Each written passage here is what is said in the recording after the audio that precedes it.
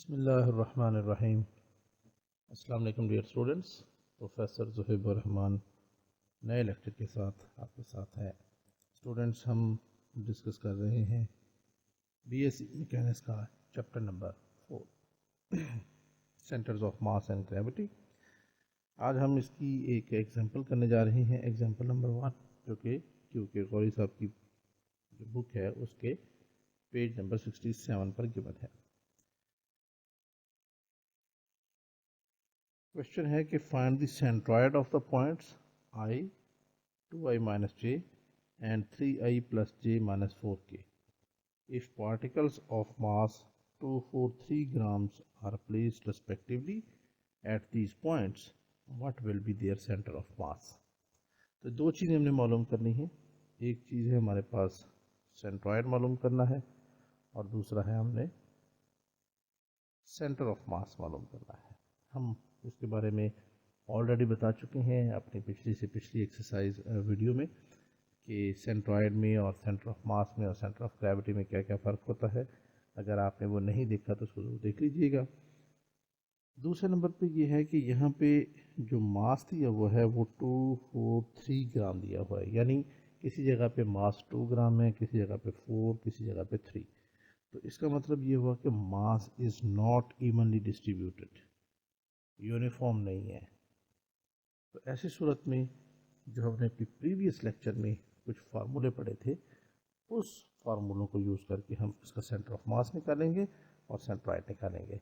तो अगर आपको वो फार्मूले याद हैं तो बहुत अच्छी बात, नहीं याद तो उन फार्मूलों की वीडियो को देख लें। सिर्फ 13-14 मिनट की वीडियो है, आपको बहुत अच्छी तरह समझ आ जाएगी। तो ये स्टार्ट करते हैं। तो सबसे पहले हम मालूम कर रहे हैं सेंट्रॉयड। हमारे पास गिवन क्या है, R1 जो कि I के बराबर है, यदि R2 हमारे पास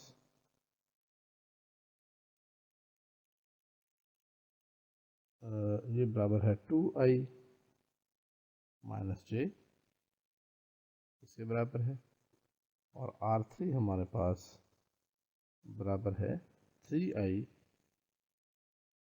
प्लस जे माइनस 4k। ठीक है जी, ये हमारे पास गिवन है। इसी तरह मासेस हमारे पास गिवन है। M1 हम क्या देते हैं, 2 ग्राम के बराबर है। ठीक है जी, M2 हम क्या देते हैं, 4 ग्राम के बराबर है, और M3 हमारे पास 3 ग्राम के बराबर है। ये हमें गिवन है और हमने सेंट्रॉयड और सेंटर ऑफ मास मालूम करना है। अब सेंट्रॉयड का फार्मूला क्या है, वी नो दैट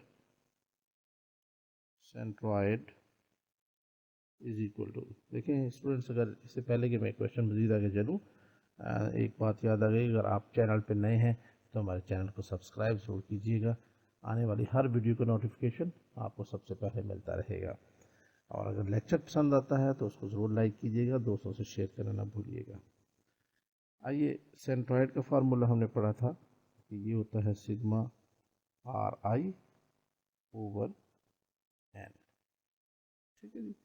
अब यहाँ पे हमारे पास RI क्या है, उसमें एक R1 है, एक R2 है, एक R3 है। तो हमने लिख दिया R1 plus R2 plus R3 divided by N, 1, 2, 1, 2, 3, यहाँ पे मासेस पड़े हुए हैं, वो मैं यहाँ पे लिख दिए। यहाँ पे वैल्यू पुट कर दें, R1 की जगह आ जाएगा I प्लस R2 की जगह आ गया ये वाली वैल्यू 2i माइनस जे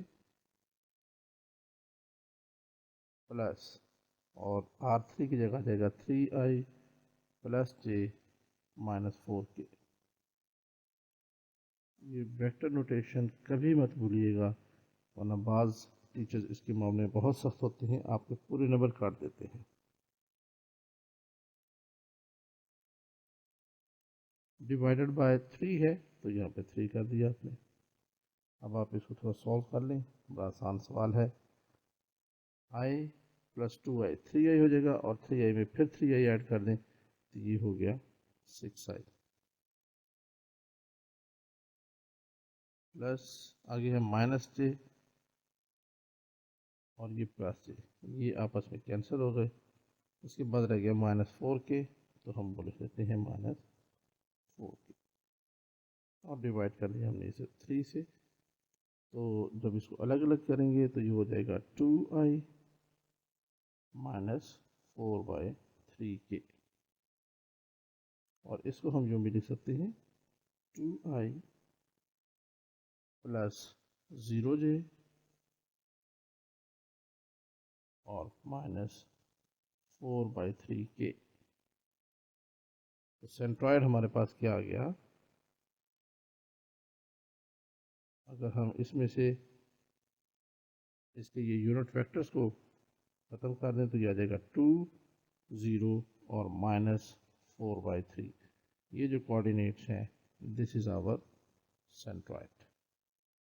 एक आंसर हमारा ये आ गया। इसको चलें हम यूँ बंद कर देते हैं इसमें।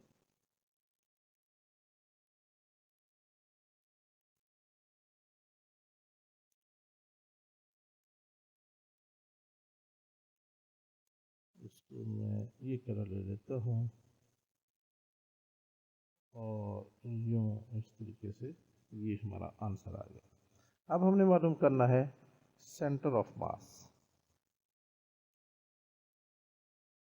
और सेंटर ऑफ मास का फार्मूला हमारे पास हम जानते हैं क्या होता है, sigma MI/RI divided by sigma MI, और I is from 1 to n। चलिए लिख लें, यहाँ पे 1 to n है तो n यहाँ पे 3 है, यहाँ पर भी 1 to 3 हो जाएगा। तो इसको हम फिर लिख सकते हैं, ये M1 R1 plus M2 R2 plus M3 R3 divided by, अभी M1 भी 1 to 3 है तो ये हो जाएगा M1 plus M2 plus M3। तो यहाँ पे वैल्यूज पुट कर दें। M1 हमारे पास 2 के बराबर है, R1 हमारे पास I के बराबर है, प्लस M2 हमारे पास 4 के बराबर गिवन है, R2 हमारे पास 2i माइनस j के बराबर है, आई थिंक 2i माइनस जे। और फिर इसके बाद M3 3 है और R3 3i plus j -4k। तो यहाँ पे आ जाएगा प्लस M3 की जगह आ गया 3 और R3 की जगह आ गया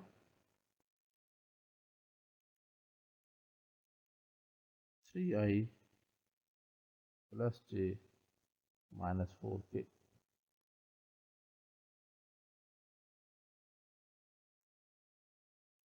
और ये ब्रैकेट क्लोज, डिवाइड कर दें इसको,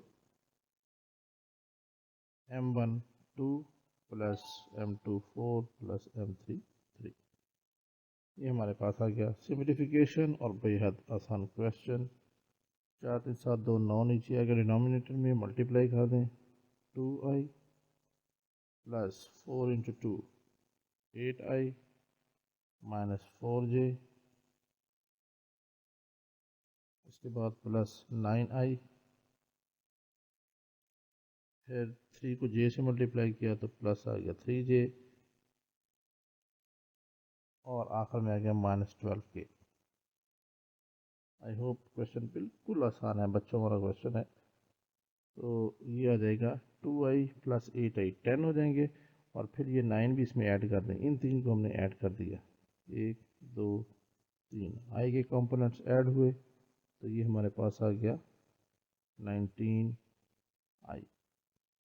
फिर आ गया जी ये -4j है और ये +3j है, तो ये हो गया -j, और आखिर में है -12k, और डिवाइड कर देंगे 9 से। तो ये हमारे पास अगर अलग अलग हम करें तो ये हो जाएगा 19i/9 माइनस 1/9 इंटू j, और आखिर में है -12/9 इंटू k। तो इसको अगर हम यूँ लिख लें 3 इंटू 3 और 3 4 ज़ा 3, तो ये 4/3 बन जाएगा। ठीक है जी, तो मैं यहाँ पे इसको डायरेक्ट लिख देता हूँ -4/3 के। So therefore centre of mass हमारे पास आ जाएगा। अगर हम इसके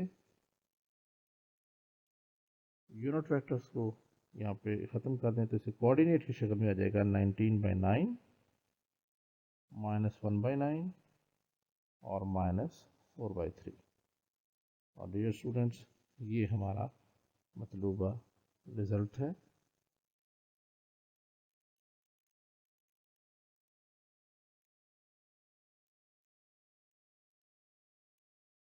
इसको हम लिख देते हैं, ये हमारा आंसर। तो स्टूडेंट, अब ये हमारा क्वेश्चन यहाँ पे ख़त्म होता है।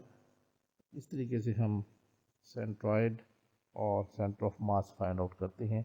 आगे कई क्वेश्चंस में इसकी एप्लीकेशन होगी। अगर हमारा चैनल आपको पसंद आ रहा है तो इसे अपने दोस्तों से शेयर कीजिएगा, लाइक कीजिएगा, कमेंट कीजिएगा, सब्सक्राइब कीजिएगा। इंशाल्लाह मिलते हैं बहुत जल्द अपने नए लेक्चर में। जब तक के लिए इजाज़त, अल्लाह हाफ़िज़।